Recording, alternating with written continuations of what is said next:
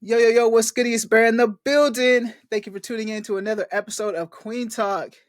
Thank you. Make sure to hit that subscribe button, like button, leave a comment. If you guys are new here, welcome to the space, Kueen Talk, where we have people come on, share their stories and experiences. Today, you guys, we got Michael Sengvilay. Welcome, Michael. Hello. Michael, thank you for joining me on Kueen Talk today. How you doing? Pretty good. I'm doing good. Good, good. You want to give the audience a little bit about yourself? Yes. So my name is Michael Sengvilay. I am a he, him. Those are my pronouns. Born and raised in Wichita, Kansas. And ethnicity-wise, I'm Asian American. Okay, awesome. And how old are you, Michael? If you don't mind me asking.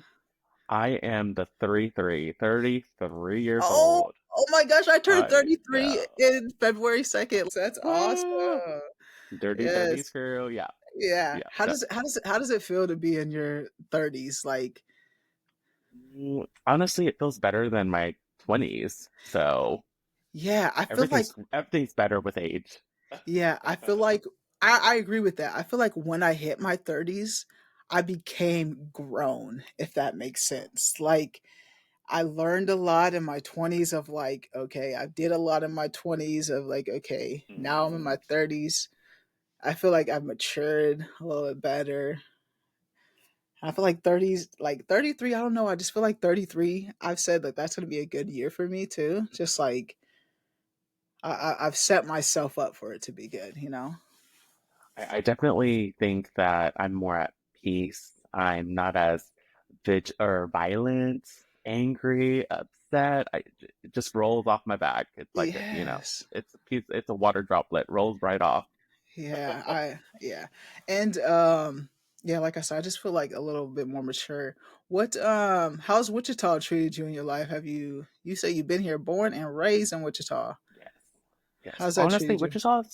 Wichita, since I grew up, mainly in the Asian community as a child, um, it's almost like a melting pot, but if you're not in the public school system, which I was, thankfully, my parents really couldn't afford private school or anything like that, or any of the religious schools. You kind of stick to your own group and you learn in middle school, high school about other cultures and other walks of life. Where I lived, we really didn't see homeless people, but I noticed anytime I went shopping on the east side or west side, at the towny small town West Mall, I really got the grasp of like there are homeless people around. And now looking back as a 33-year-old, looking back and going to those neighborhoods where I grew up, which is Plainview. I don't know if you know anything about Plainview. Yeah. Yeah. Uh, it's changed. Yeah. Everything's changed. And now I see poverty everywhere. It's not like when I was a kid, I didn't think we were impoverished, but looking back, You see the we neighborhood. struggled. Yeah, we Yeah. struggled. There was a lot of challenges, and my parents were very prideful. They refused help. So I could Mhm. have used a lot of that public health and community awareness type of stuff, but my parents didn't believe in that. Yeah, so let's talk about your upbringing. You said you guys you're pretty close knit. What was that what was it like for you being raised in Wichita, being Asian American? Yeah, so being the oldest of, let's see how many of us, because I do have a lot of half siblings. Being the oldest of six, Okay.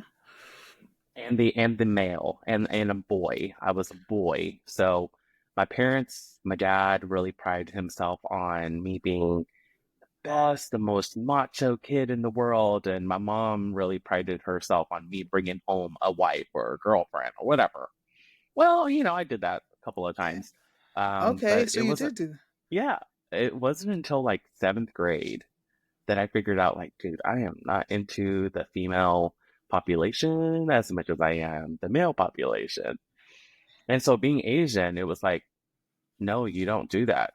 You're the oldest boy. So I always had this like struggle of being too manly where I cut the grass. I made sure, you know, to help out my stepdad. I also came from like a split household. So my parents were divorced, but there was always like this macho mentality.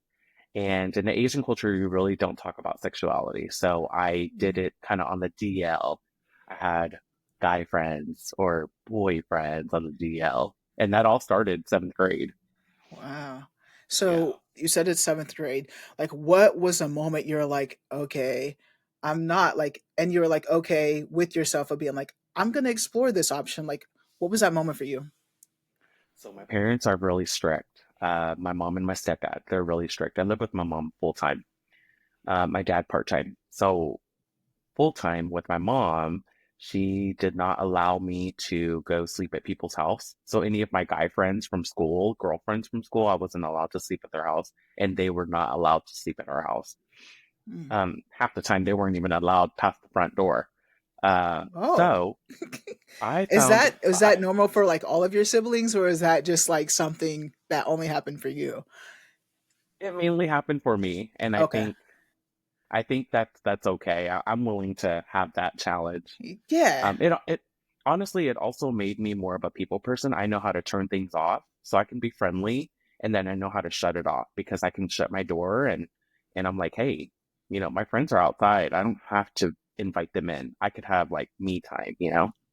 So it's like it helped me both ways. Yeah. Um, so with that being strict, my parents being strict, it wasn't until I was 14 and or I'm sorry, it wasn't until I was 13. I went to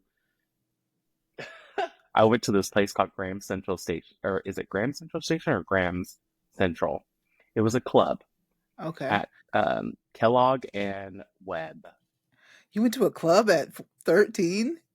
Okay, that's a whole story. Okay. So there was a thing called teen nights, and the Oh. club at the time was offering anyone above 13 to 18 years old to allow to come and kind of dance the night away. And I want to say it started at 6 and it ended at 9, or started at 6 and ended at 10. Regardless, that's where I found out that I was gay. Yeah. I would go into the restroom, wash my hands, or go to the restroom, do my business, wash my hands. It wasn't until I met this guy and I didn't want to leave the restroom. I wanted to like explore more, but it never went that far because this guy had a girlfriend and he was like 3 years older than me. He was my cousin's best friend at the time. And so I didn't want to, you don't want to be a homewrecker and Yeah. yeah, but you also know that, whoa, this guy definitely has a girlfriend, or, vice versa. And it's against social norms to like date in our culture. So I was like, nah, he's not. He's not. He's not a fairy like me because I'm a fairy. Yeah, he was a fairy. Totally. Total fairy. He's a gorgeous fairy. Uh, He slept over at my house because my parents said it's kind of late. Your parents need to come pick you up. And he's like, well, they're not in town. His parents traveled for work. So it's stuffed over at my house. And that's where everything started. I think I was like, okay, I so the definitely, so the first time your parents let somebody stay the night at the house. yeah, yeah. I was like, let me see what's between them legs. Okay. So you've had your earliest encounter, like sexual encounters, in at like at 13, and like that was your Yeah, first time experiencing that. yeah. And then so from that moment forward, like how did you live your truth while still hiding your truth? So seventh grade was tough. He had a girlfriend and he continued dating other women. And so he went to Southeast High School and I went to Derby High School. Okay. And it was hard to date but maintain our girlfriends at the same time. So Well, that's what you were my girl, doing. You were doing that. You were like dating girls, but still on the DL. Like, totally. Because, well, to be fair, I kind of, that was when Ed Hardy and Rock Republic jeans and what is that? What is that other brand? It's like the Paris Hilton era, Paris mm, Hilton, Nicole Richie era, right? Um, so I leaned into that metrosexual. I'm metrosexual. So I would show up to school with like a little fairy looking sweatshirt or something, and it was from Armani Exchange or something, and people knew, yeah. but but I got away with it because one, I had a girlfriend. Two, I said, well, I'm just a little metrosexual. Yeah. It was hard though. It was hard hiding it, especially from my parents. My mom found out, but it was hard. And how did you find out? It was raining. Okay, so eighth grade year, right before maybe eighth grade year summer, right before freshman year of high school. He is a junior at this point. I'm a So you were eighth messing with grader. him. You continued to mess with the same person then? Yeah, I'm pretty loyal. Okay. I'm not a thought. I didn't reach thought status till 2016, Okay. but I'm pretty loyal. I have Okay. a routine. I stick with the routine. And Okay. so it's raining and I'm wearing Victoria's Secret Love Spell. And my mom can tell. She's like, this dude, he's a little weird. Yeah. But she always bought it for me because that's what I like. Mm. She thought I bought it. She thought she was buying it for me to give away to my girlfriend. Okay. High key, I was wearing it all the time. So it's raining outside. I'm underneath my uncle's pickup truck. He had a an Avalanche, I want to say. Chevrolet Avalanche, maybe. Chevrolet Avalanche. I don't know. That's just ringing a bell for me. It was a big white truck. And we're just making out in our driveway. My parents' driveway. This is before Ring camera. This is before like doorbells had sensors. This was like the best time because I can open the door, open the window, crawl out, and nothing's gonna be beeping. Well, it was fucking raining. Oh, sorry about my French. It was Oh no, you're raining. good. You're good. The wind blew that damn door wide open, hitting the little shaky thing that goes. Okay, I'm not paying attention because I'm sucking faces with this guy.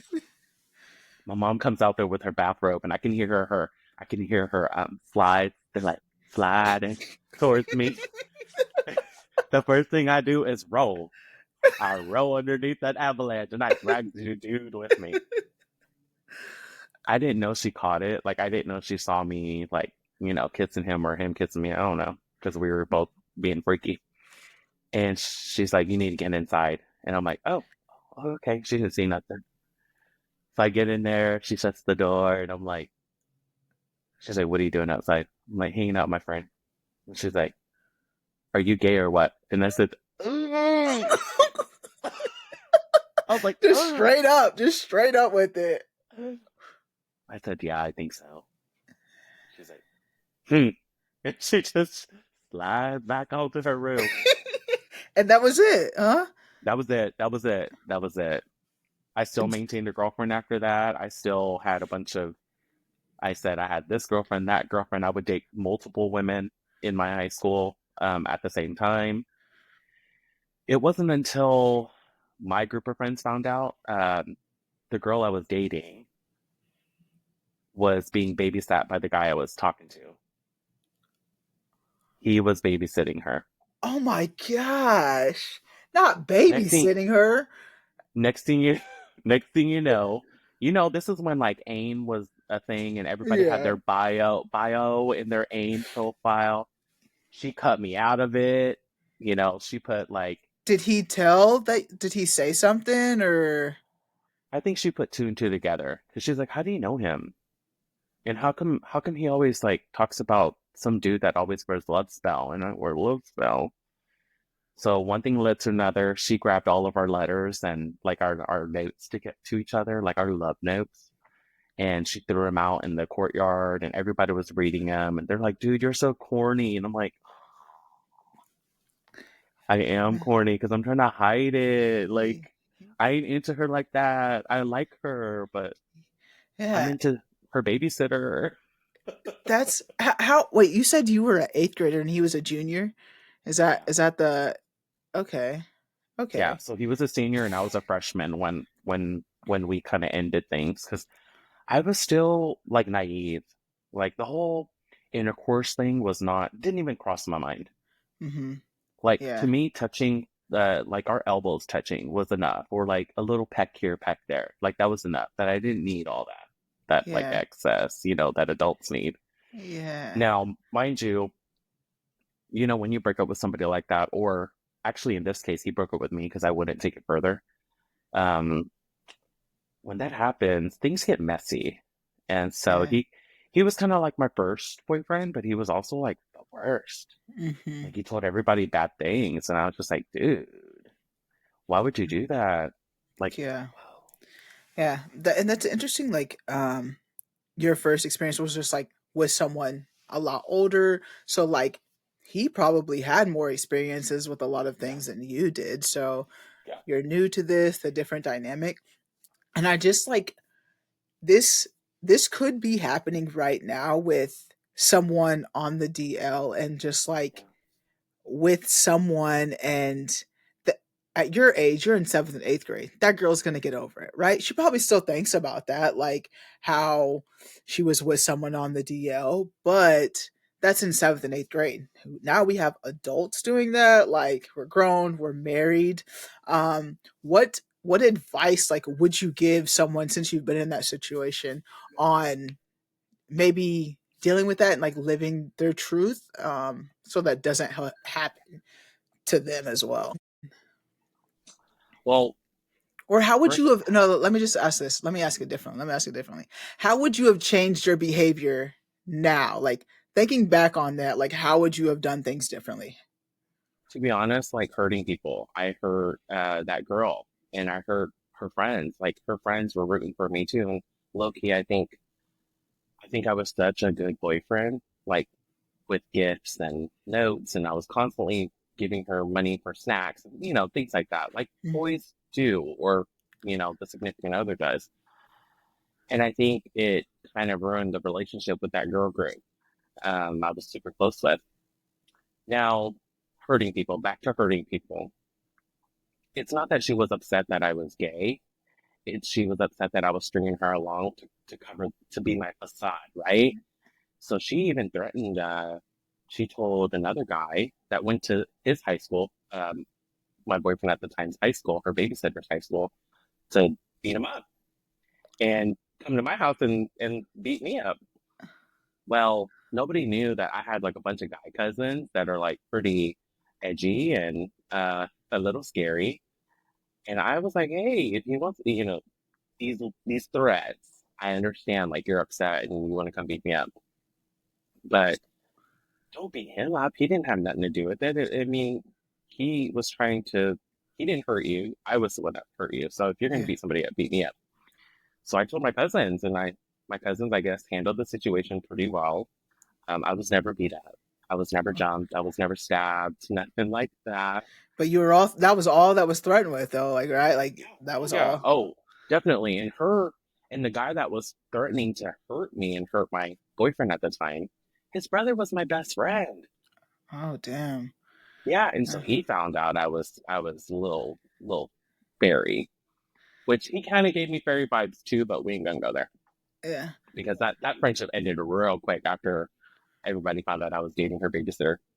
But yeah, ultimately hurting people was kind of like the hardest thing because we actually had a really cool thing. Like Hmm. when you're young, you don't really understand that your actions, everything you do, whether it's good or bad, your actions definitely have a consequence for the future. So that's like a whole niche of people that I could have touched base with in high school and post high school. They're all still kicking it together. Every single one of them are still kicking it together. I'm kind of like doing my own thing. Like I Yeah. don't I'll say hi here and there, and it's like, oh my gosh, remember this, remember that, and I'm like, yeah, I do, and I'm like, man, I wish it could have went further. I had to find a whole different social group in middle school, high school, Yeah. completely new, and that was interesting because I learned a lot too with my new Yeah. group. And did you go to Derby throughout all high school? Like that's the high school that you went to all 4 years. Mhm.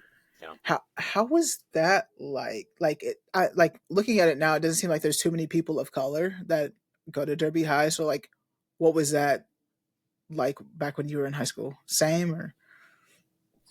So it was really unique because they pulled from Oakland area, and there was a lot of Asians, Hispanics, and a little bit of African American black people there too. But there was a lot more black African American from McCona Air Force Base as well, military kids. Mm, So you had like these two different social, sometimes social economic status in the building. It was really cool. I liked it. Now, man, I learned how to fight because people taught me how to fight, Yeah. especially my black girlfriends. Like, man, I love them. Even till this day, like I wish we would have maintained that connection, but we all parted ways. And you know, when you grow up and you don't talk to each other, it's kind of weird. Like, what else do you have similar, right? Yeah. But they taught me how to fight. Like, they would be like, "Hey, cover that hallway while I whoop this girl's ass." I'm like, "What? Like what? Cover what?" Yeah. So during all of this, when your mom found out, did you guys ever have like another conversation? And you said you lived part time with your dad. What was that conversation like? Did you have a conversation or just left Well, unsaid? with my mom, I didn't. The conversation never came out until after senior year. So after I graduated, and then I started cosmetology school. I graduated cosmetology school, and then that's when the conversation happened. Because mind you, I'm pretty loyal. I don't like to date around or anything. And so all that time, I'm focusing on stacking my money and making sure my parents are not embarrassed within their communities because of my actions. So I chose to kind of suppress it. Now I would Mm, eye people. I would stare them up and down like, damn, you know, at the local gyms, the YMCA. Now when I went to my dad's house every other weekend or once a weekend a month, you know, type of thing, he never gave me time to tell him. And I kind of learned and figured out really, really early on in our relationship together that I'm just kind of his kid, but there's nothing else he wants to do with his kid.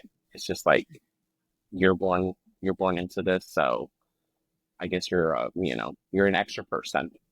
mm, But his wife, his stepkids, his in-laws, like I adored all of them. I think I had more of a personality. They really accepted the rainbow side of me, but we okay. never discussed it. We never discussed it. He's very macho, very macho guy. He's got to have the best things, you know. All of his friends have the worst things. He's never second best. He's always first place in everything. So I kind of feel like he could care less because that had Mm, nothing to do with him, but okay. never came out to him. He kind of found out that I was like gay because I would do hair and makeup for his friends' wives, and they would tell him like, "Oh my gosh, your son is just amazing," and he's like, "They say that you do hair and makeup." I'm like, yeah, I do. I went to cosmetology school. That's the whole point, bud. Like, Oh, you ain't paying my bills. Like, yeah. I got to make money. Yeah. And so he ever like come at you in any way? It was just like it is what it is and never talked about it then.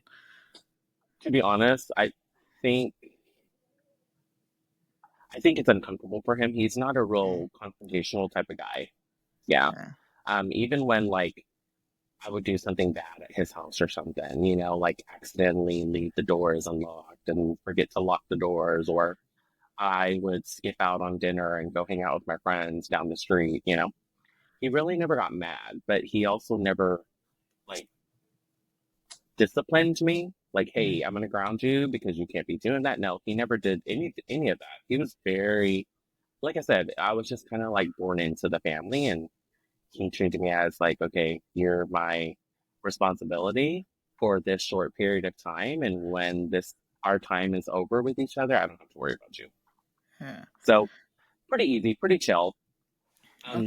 No personality, but again, like his family, I adored them. I think so I live by experience. I'm a firm believer in experience, and I get to have a piece of them with me until the day I die. That's how I see it. And with my in-law or my dad's in-laws, they were like so loving, gorgeous, gorgeous, gorgeous women. They would constantly have their hair done, make it done. You know, they're constantly just beautiful women. And the guys were always clean cut, shaven. And I'm like, oh wow, like they're fancy. You know, I Yeah. can't even afford a haircut. Like, it wasn't until I stacked my paper like I could Yeah. afford it. But I was like, Yeah. yeah, So from your freshman year to high school, you just suppressed it, like you just because you said you broke up with your boyfriend when freshman he was a freshman. So then you just like stopped talking to boys all in general in that time. And so you said your senior year you had a conversation with your mother. Now, how did that conversation like resurface, and what did that look like? Yeah. So my mom said, okay, I understand that you want to pursue cosmetology. It's a girl's career. You should probably pursue something in medical or health, but not, or business, but not cosmetology. I said, Mom, if you're not going to pay for it, then I don't think you get a say in my future career. You know, like all my girlfriends that are getting their parents to pay their college tuition, that's one thing. If my parents are going to pay, I'm going to do whatever they say I'm going to have to do. Hmm. But my mom's like, man, I ain't going to throw down no 18K. Like, Yeah. no. And back then, cosmetology was like maybe at the most 15,000, maybe. Right now, it's like 23 and above. It's ridiculous. Damn. And that's 1 year. Like one Damn. year. That's yeah, it's a whole thing. But I'm glad I went through that process. So my I would say my mom had a big influence after I got through the first 3 months of cosmetology school. She really saw that, whoa, this guy's really good at this. Hmm. Like he's really good with his clients, and he's really like fascinated. I started growing out my hair. So when I graduated high school, my hair touched my shoulders. And my mom asked me that conversation of like, you shouldn't do this if you need to get into healthcare. I said, no, I really want to try this. So I take her to orientation. She's like, oh, this place is awesome. I'm like, I know the music is pumping. Like, I'm like, this is my vibe. Yeah. This is before I knew what a vibe was. And so I always said, this is my jam. This is my jam. And so my mom's like, okay, you can get through the first 3 months. Like, we'll see, because you ain't shit, right? That's how my mom is. She's real hard. She's so hard. Not like honey. No, not my Yeah. mom. My mom calls me the B word, F word, D word, everything. She don't care. She don't care. So she really learned like this kid is pretty creative, and I've been trying to suppress you for like so many years. So to be fair with you, the first time we had a conversation about my sexuality was 2019. I went to Tampa Bay, Florida, Mhm. and I told my mom, I said, let's go. It was 2019 or 2020. Now I'm tripping. I think it was 2020 during COVID.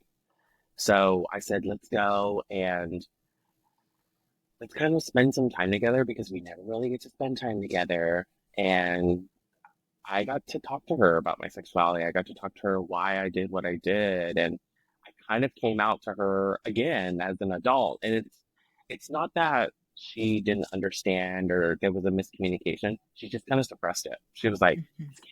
this can't be happening. Like, not my family, not my Yeah. family.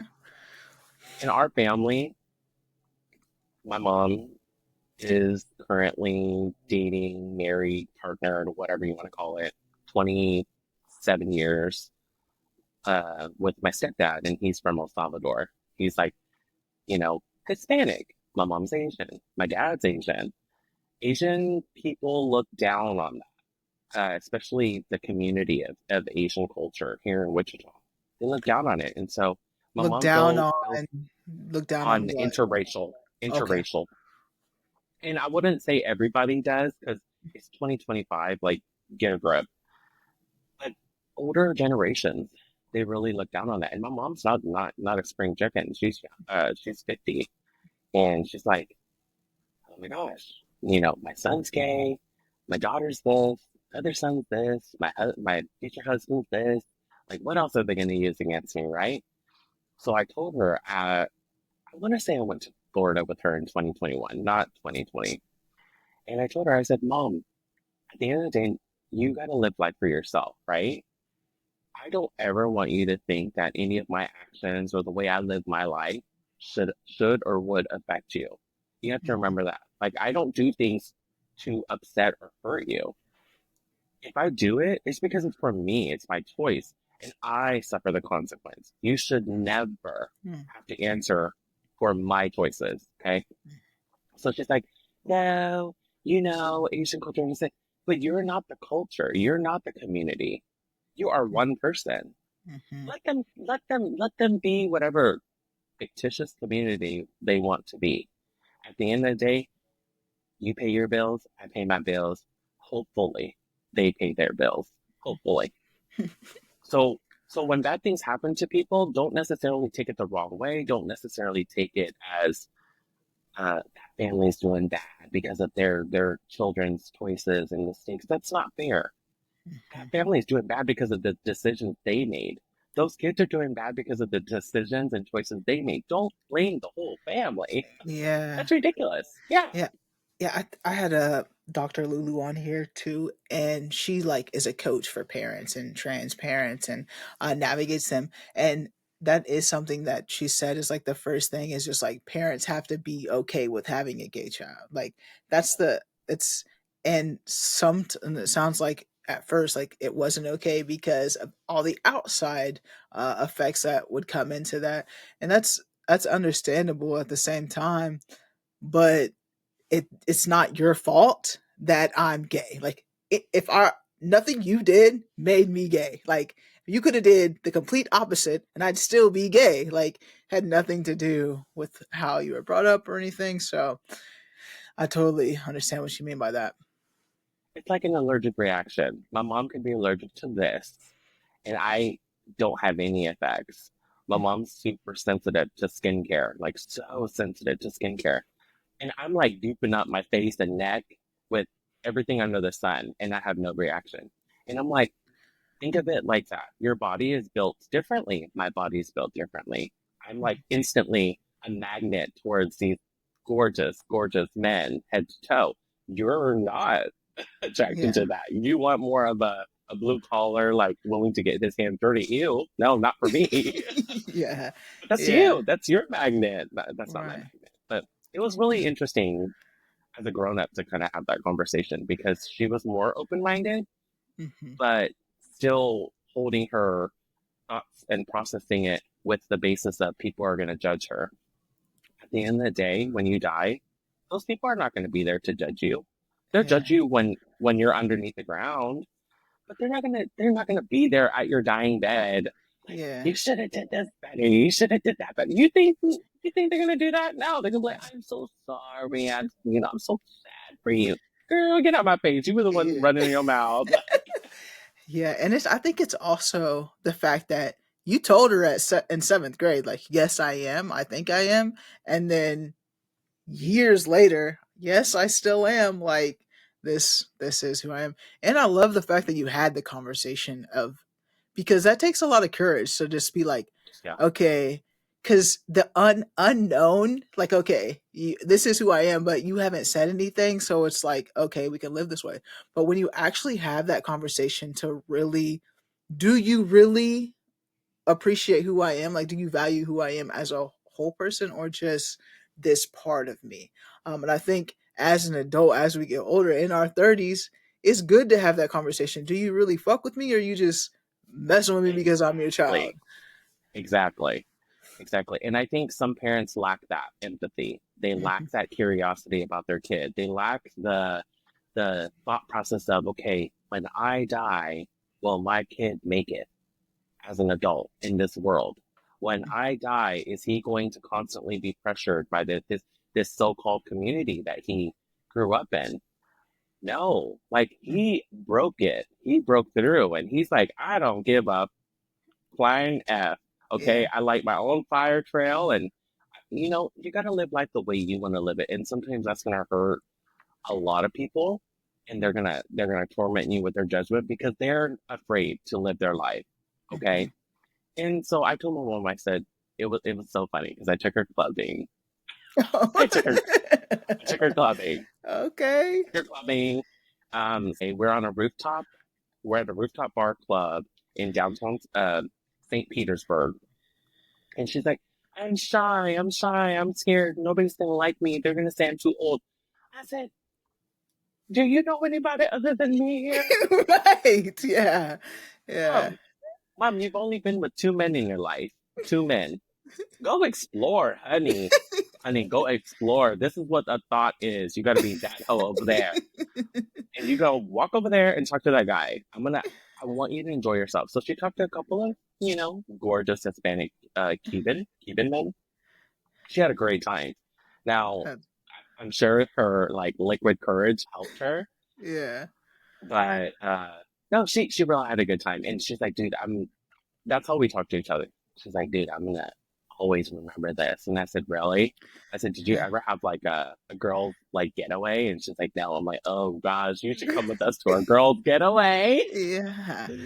It's Did like so, this times 100. yeah. So you said girls get away. That just remind me. So how did you find your friend group that you have now?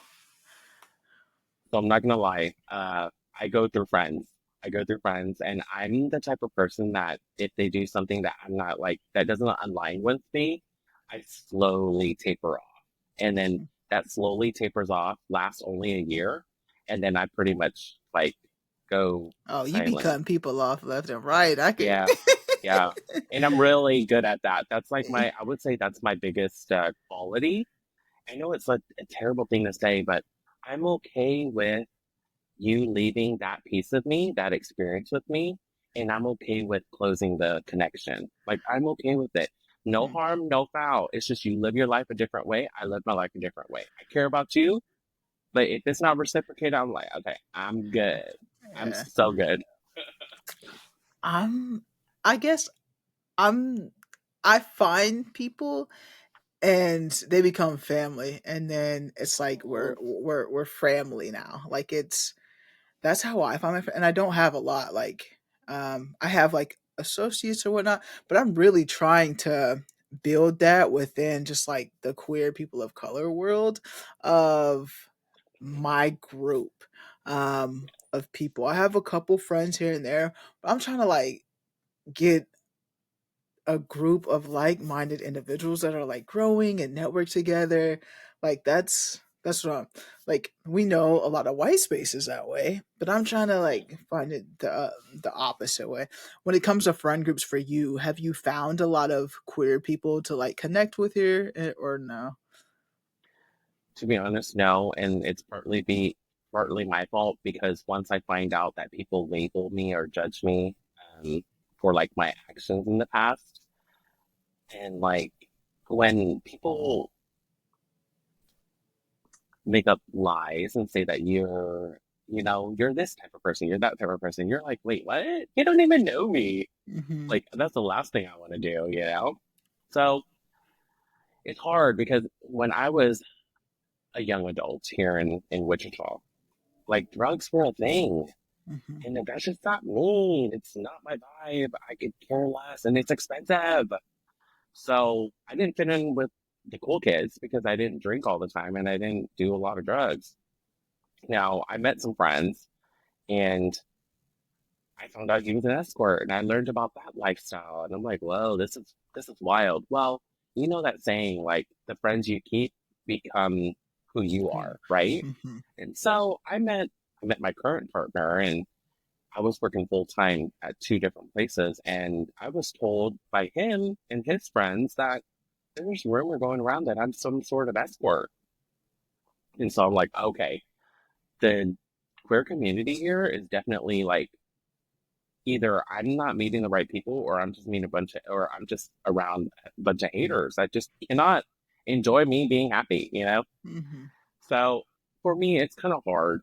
And I get along with a lot of people. And the way I found my girlfriends is experiences. It's like Mm-hmm. constantly experiences and we're constantly uplifting each other.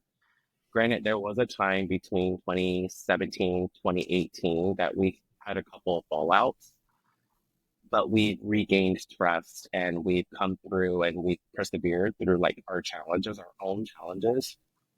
But I'm noticing that the friends that I'm making now don't like to confront things head on. So, like, for instance, if I do something wrong, tell me. If you do something wrong, let me tell you. I'll tell you. Yeah. I'm saying, hey, that's kind of shady. I'm like, Yeah. that's kind of Yeah. shady, don't you think? Like, how do you, so what makes you think that is okay? Mm-hmm. I'll ask questions like that.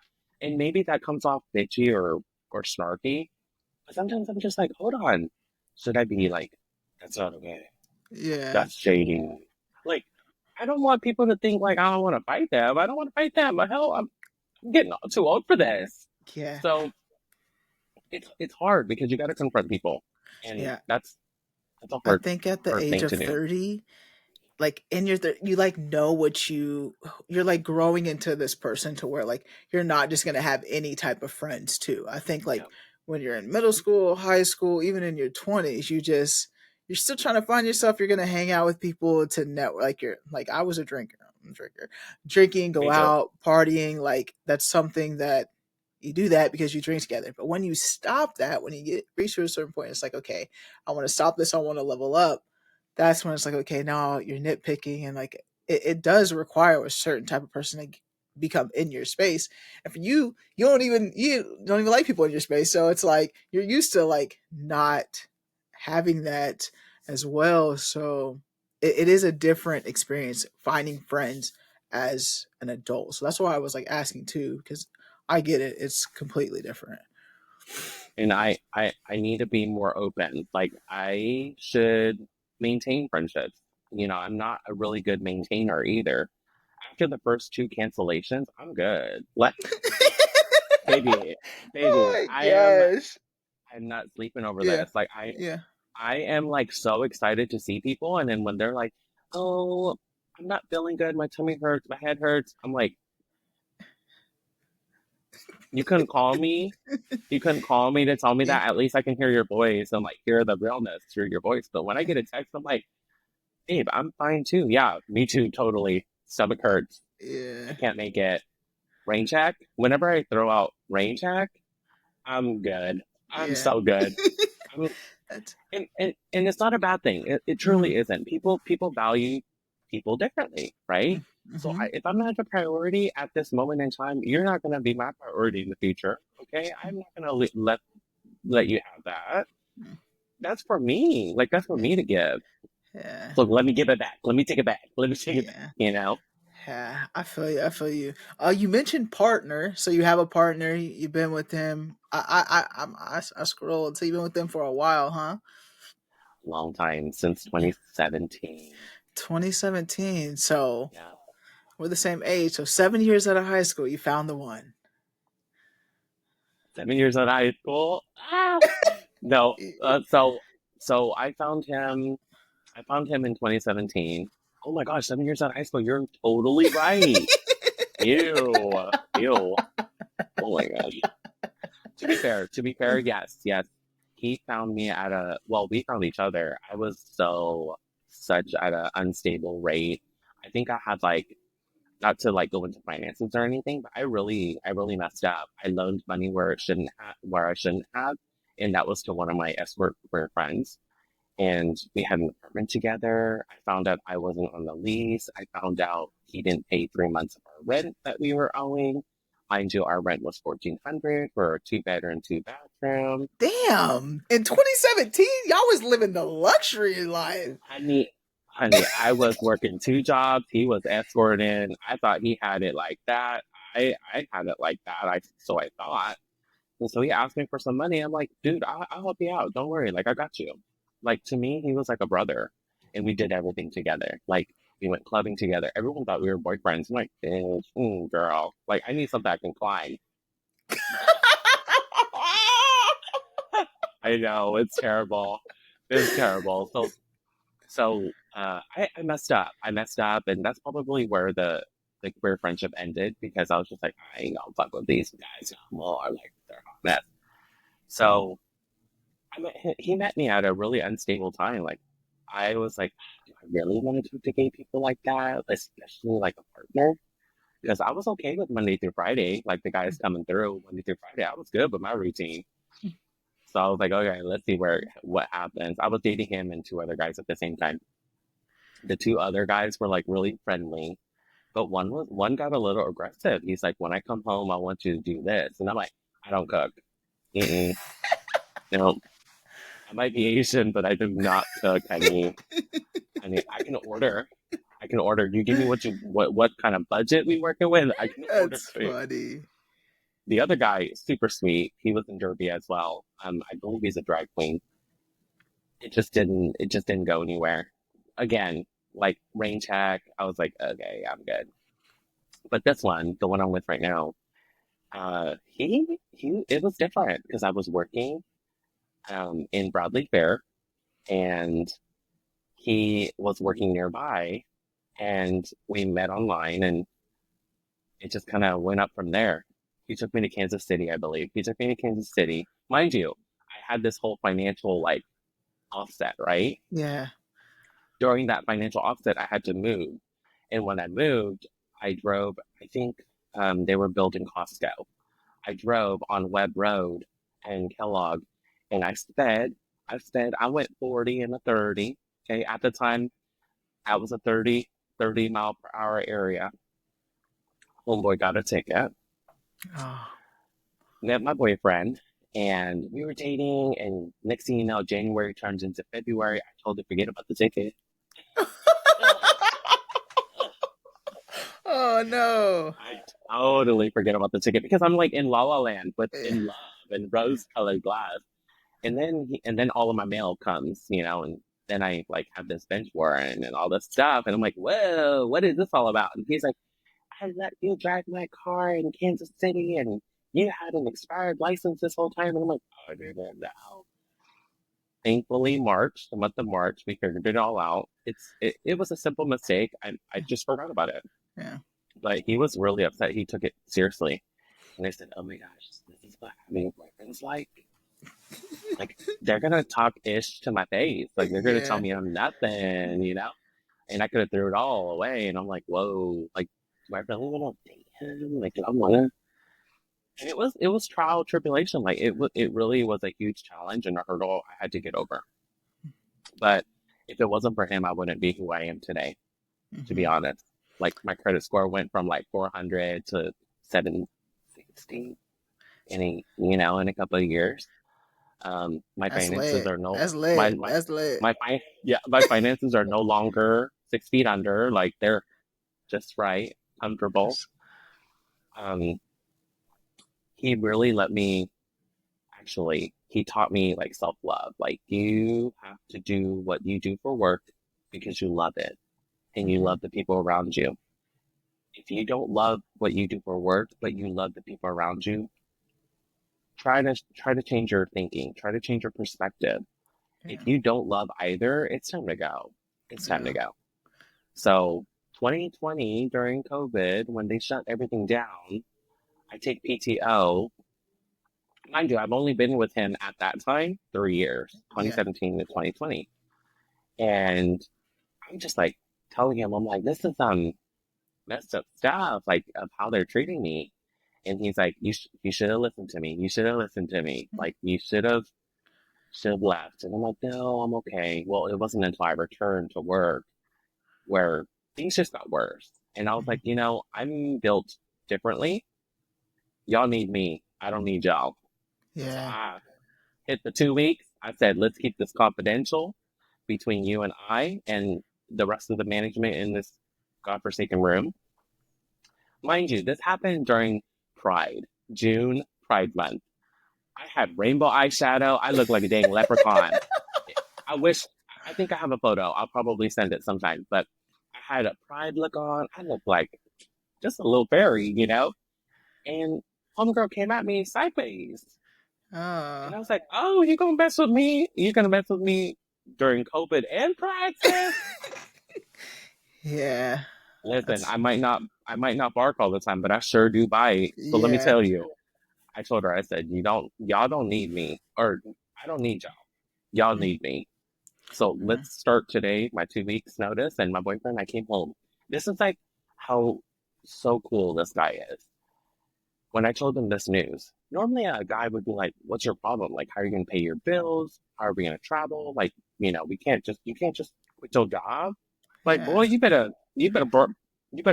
go ask for your job back.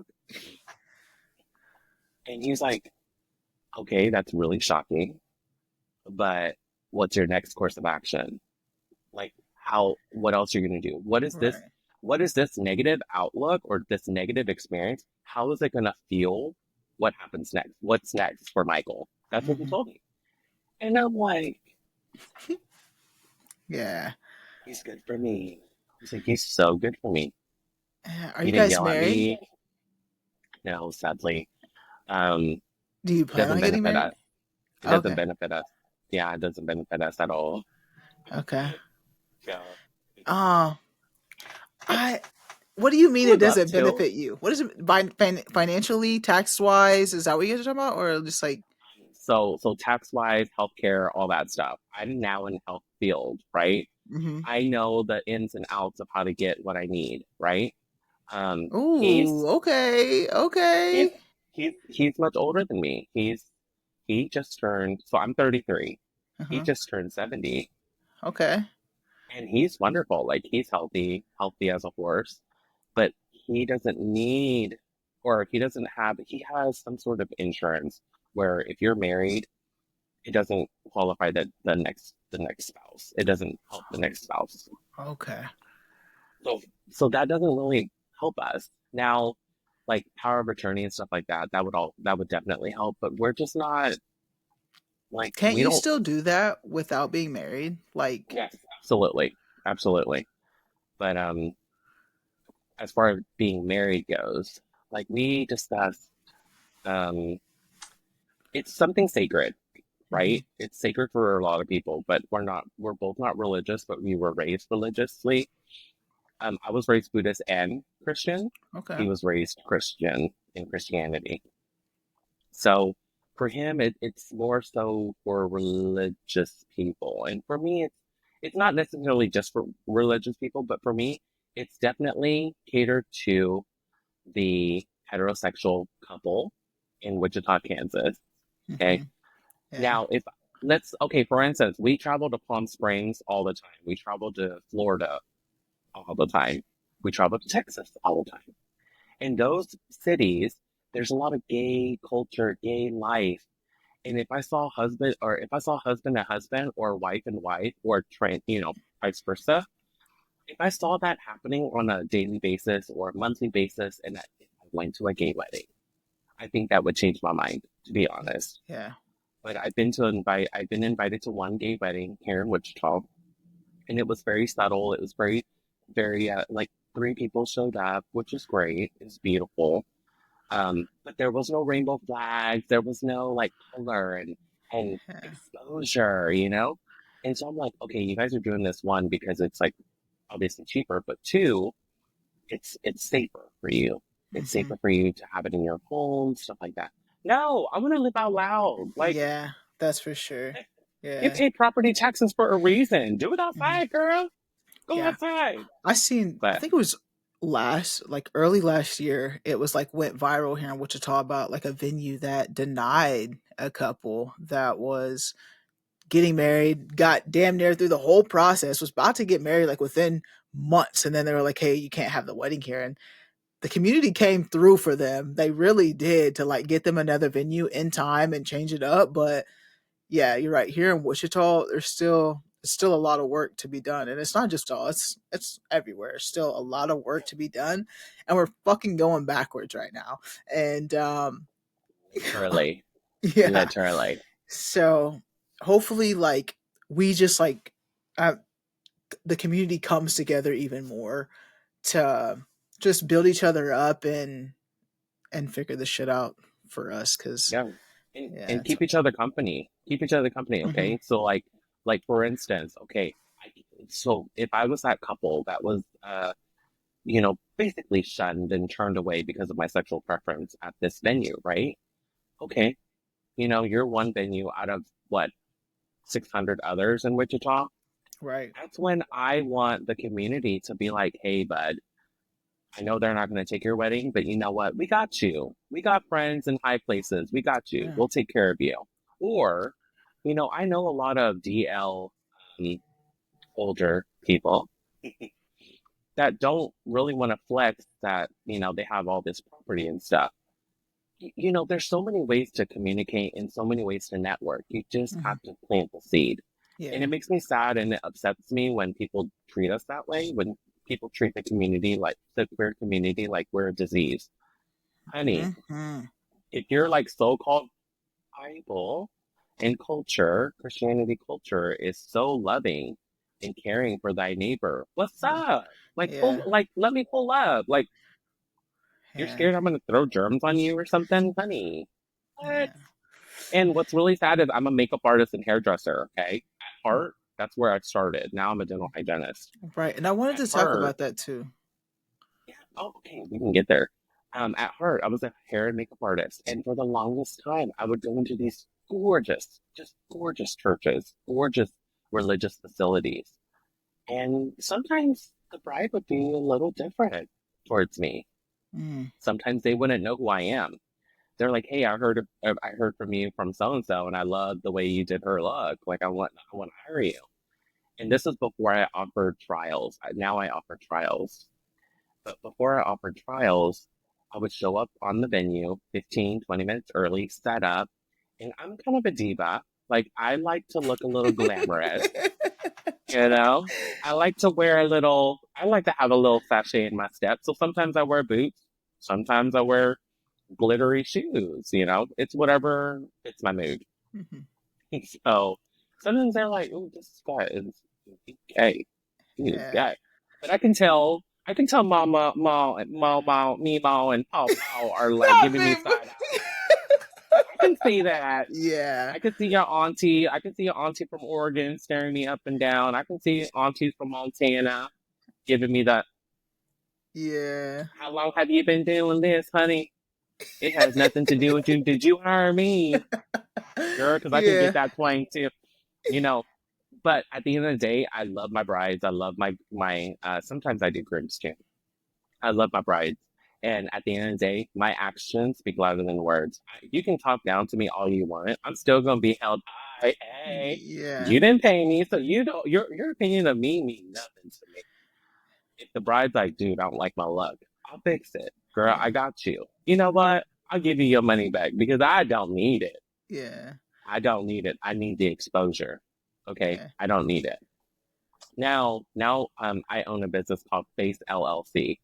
So I offer makeup appointments for bridal or special events. And now I offer trials. And now I offer trials, and those trials are more of I get to screen the Hmm. bride. I get to screen her. And if she doesn't align with my values, I can be like, hey, I want to reject, and I don't want you to be upset that I want to withdraw from being your makeup artist. But I want to be able to say that because it's not Yeah. fair that they can say that to our community and we can't say it to them. Honey, Right. we all make money.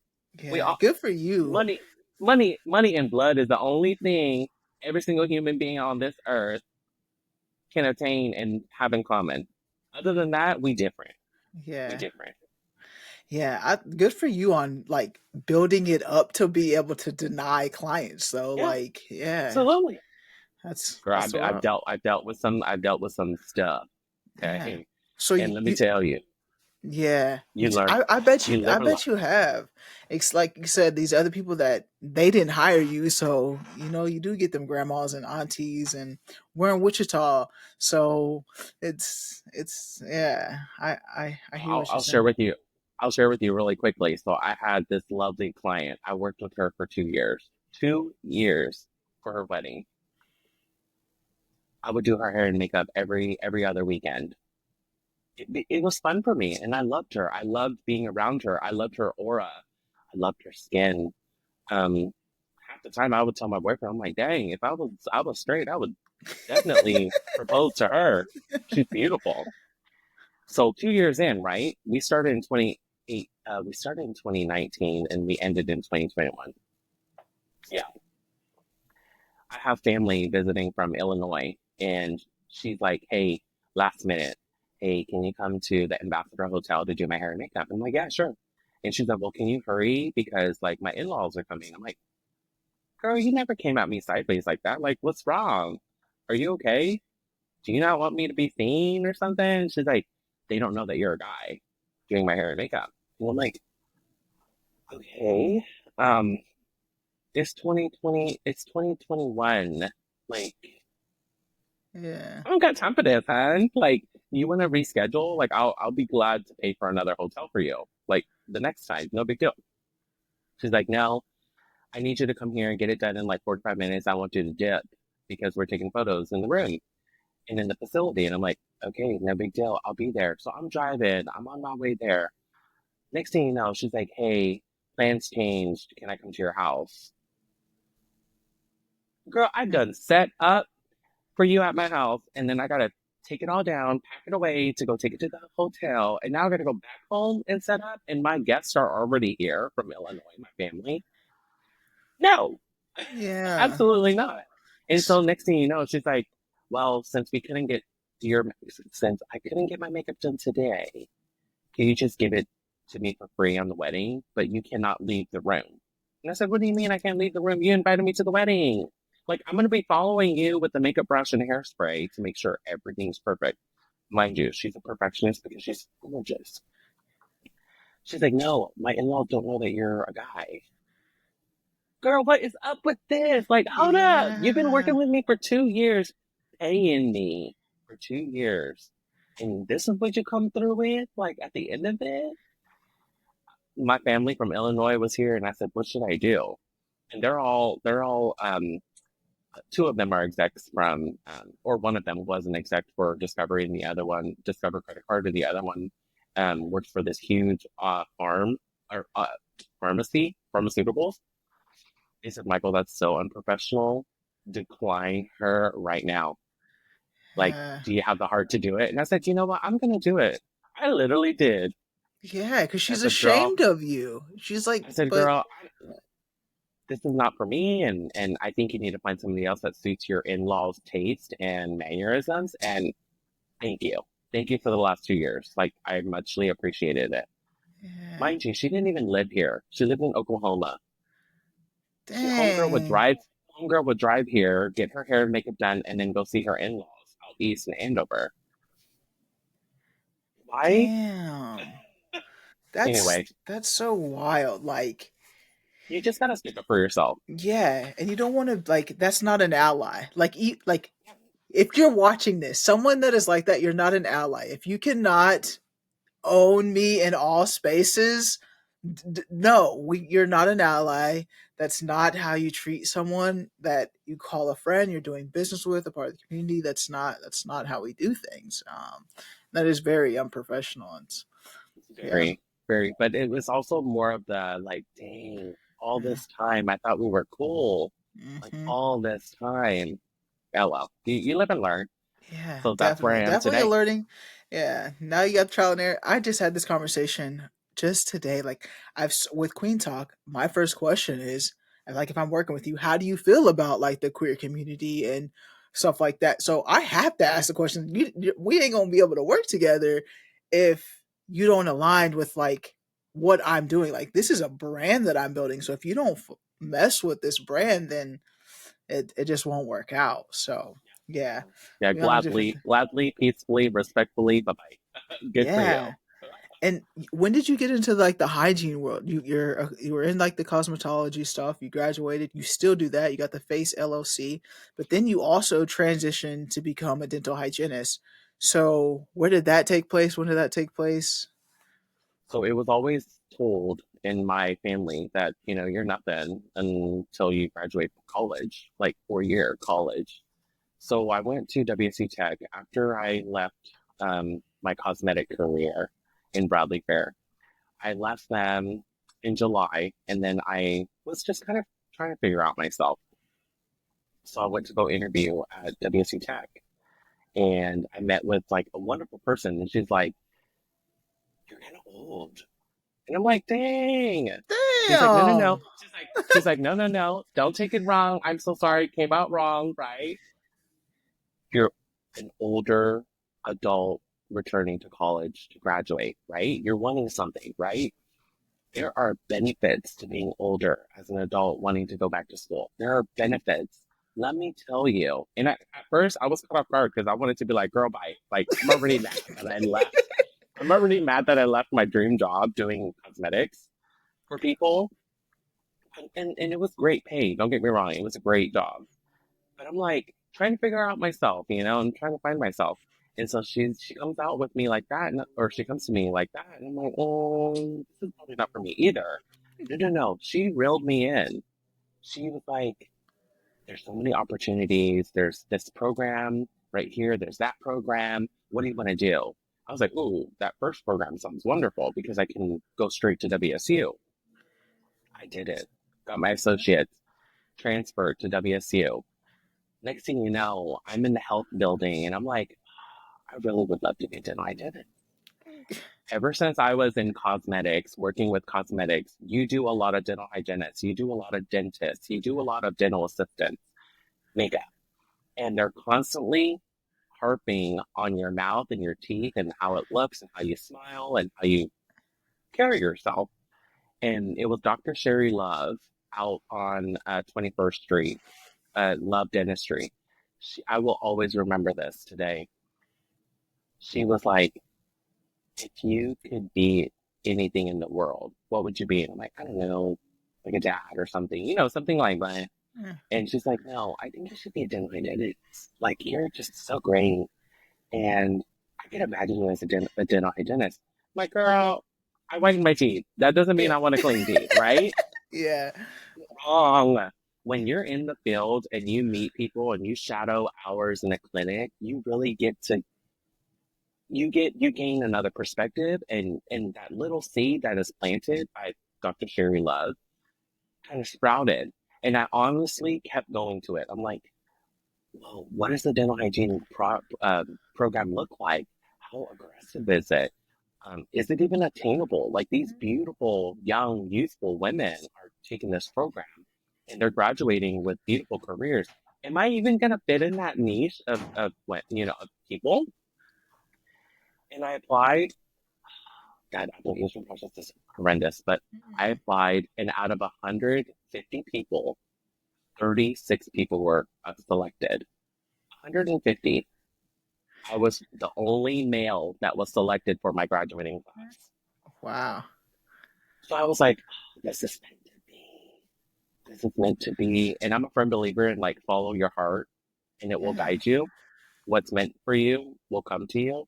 I'm not Mhm. a firm believer in that. I did the hygiene program. I graduated. I had all these opportunities, but I put them on hold because I wanted to live life a little bit with me and my partner. He's not getting any younger. I'm getting much older, but he's not getting any younger. So we traveled the world a little bit from May of 2024 to December of 2024. It was a constant jet set. My luggage was constantly in my living room getting repacked for the next trip. That's lit. That's lit. And I look at it like, okay, now 2025 is when I really, really hone in on my dental hygiene profession, still continue my FACE LLC and see where it goes. Yeah. So you're actively looking for a position in the dental hygienist world like right now? I actually just accepted 2 days ago. I Hey! know. Congratulations. I just accepted a position. Yes, I just accepted it. That's And I'm lit. so excited. In dental hygiene, we're not allowed to say who we work for and stuff like that. But what I can say Oh, I didn't is, know that. yeah, legally, I'm not allowed to say I work for this company. But what I can say is, there's a local community public health clinic called Grace Med. I highly recommend it for everyone. I was seen there, and I'm going to be continuing to be seen there by the physicians and the um, just the health practitioners that work for Grace Med. Um, Honestly, they've been just life changing and eye opening. A lot of people need healthcare, and they Yeah. forget that there's options out here. Hmm. So yeah, I would Yeah. highly recommend them. That's lit. Congratulations again. Thank you. Um, You should feel comfortable whenever you walk into a room, especially healthcare. Whenever you walk into a room, it should feel like home.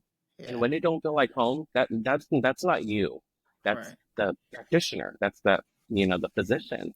It's the worker that makes it feel like you're beneath it or whatever. Yeah. Oral health is linked to so many things and so many issues involve oral health, diabetes, alcoholism, tobacco, smoking. At the end of the day, health should not be taken lightly. Hmm. Healthcare should not be taken lightly. If you are in pain, to anyone watching this, if you are in pain, take it seriously and let someone know. Let me know. You can contact me anytime. I'm on Facebook, my first and last name. TikTok is going to be deleted soon, sadly. I'm on there until they get rid of us. I'm on Instagram, but feel free to reach out to me. Here at Kueen Talk, we got to plug ourselves, right? You do the FACE LLC, you have that operation, and one thing that personally for me I look for is when I'm looking for someone, I try to find the queer person of color or the queer person just to feel safe, knowing, especially if you're doing my hair and makeup. So what is that plug? Like if someone wanted to reach out, get their face or makeup done by you, how do they do that? So I am licensed with Wichita and the state of Kansas for services. My email is facellc.artistry@gmail.com. And you can find my Facebook handle at Face LLC. Awesome. I'm more than open to communicating, chatting, even if you don't want to book an appointment. I would love to know like what our community is looking for as far as a makeup artist, because I want to grow as an artist as well as a dental hygienist. But for this circumstance, definitely want to learn what you guys are into and how you guys want to look. So let me know. Yeah. Hit me Yeah, up. I'll be hitting you whenever I get some makeup done. I don't actually wear makeup, to be honest. There's a few times that I've worn makeup, back in the day, like for prom and senior prom, all that stuff, when I didn't want to wear that dress. But I haven't actually put on makeup since high school. So, Makeup's for everyone. oh, you know That's the what? only one. That's the only thing that works on everyone is a little bit of Yes. makeup. Yeah, Yeah, maybe I'll let you do like a makeover on me or something. That'd I be would love dope. that. That'd And be we could dope. talk. Yeah. Yeah. And just Yeah. just go with it. Yeah, Yeah, I'm definitely, game. definitely. Yeah. Thank you so much, Michael. I will definitely have that information for you guys below to check that out, his email and how to contact that if you were into that. Thanks, Michael. Thank All right. you. Love that. Um, I appreciate you, Michael. This has been a great conversation. You've done so Thank you. much. Like your story is amazing. I think if you're watching this and you're wanting to pursue your dreams, just do it. Like it doesn't matter the age or what it is. Like you're just not getting started at 33, about to start a whole new career. And that is awesome. Mhm. Like you took the step forward, you're doing that. The courage you had to like tell your mom and like be who you are, like you're growing into this person, like you're okay, like you're finally being able to see yourself and just be comfortable with yourself fully. So I just appreciate you coming on here, telling your story and experiences. It's been really well. It's been Thank great. you for having me. Thank you for Yeah. having me. And you know what? At the end of the day, where I met you, I'm so glad we met. I'm again a firm believer in like what's meant for you comes to you, right? Yeah. You were meant to tell me, hey, wait up. And I'm like, Yeah. what? Yeah. I was running out there. I was like, wait, I gotta catch his ass. He ain't I about to get out of know. here. That's hey, I'd be on it. And it's so like we were you can see like it's easy to spot us in the room. And that's why I wanted to create this podcast for your question earlier, is because this is for the representation. I grew up in El Dorado. I was the only person that looked like me, a black woman that graduated in my graduating class, and queer at that. So it's just like I didn't have that growing up, and I didn't have it recently till I got to WSU, which really also just like helped me grow to who I am for my master's program in social work. We had the highest diversity in class, like in the history of social work at Wichita State. And I was surrounded by a lot of black women, and they checked me. They checked me because I had these biases in my head of my own self. Like I was saying ignorant things and they was just on my head. There was a few times, I'm not lying, Michael, I would go home and cry just because of just like they I needed to hear what they were telling me, but it was just like a harsh reality of like where I had been, like my first 27 years of life. Like damn, like I need to like reprogram myself.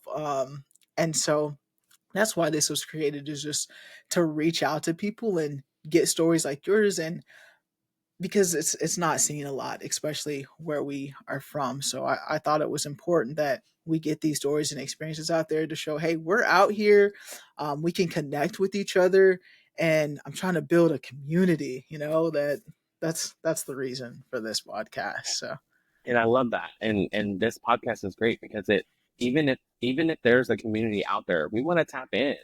Like I yes, want in on it. I know you want yes, in on it. exactly. Hell, like call us, hit us up. So I appreciate Yes. you having me. Thank Yeah. you. Yeah. What would you like to leave the audience with today, Michael? Final words.